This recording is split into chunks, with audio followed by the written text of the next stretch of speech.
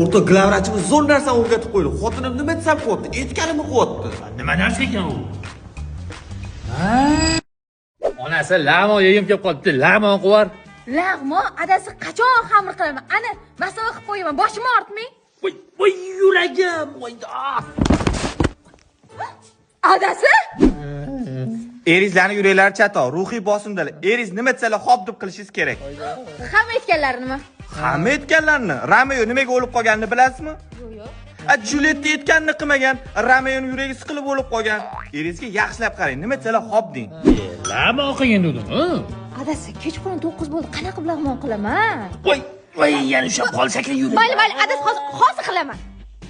Va alaqsi bitta zuvala nordan quvvat. Ish berdi. Ona, kuyingiz yuraklari kasali bir marta gapiradilar.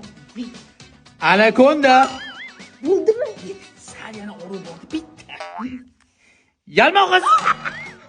Xudomas ekansiz. Bu qizingizga gap o'rgatganlaringiz uchun edi qaynolajon. Yoshligim, ha. Ha, dajonisi, sinfdoshlaringizni eslab o'tiribsizmi? Ha, shunaqa onasi. Mana Asal degan qiz bor-ku, shu bilan bitta partada o'tirganmiz. Birinchi muhabbatim bo'lgan. Ha, bola chaqali bo'lib ketgandir-a. Shu bola chaqali bo'lmadi deya ajrashibdi, yolg'iz ekan hozir. Ha, ajrashibdimi? Ha, bitta o'zi so'qqa boshlab qolibdi. Olib beraymi, dadajonisi? Ha, olib ber. Mana yuragim ham yaxshi bo'lib ketsa kerak menimcha. Mana olib beraman.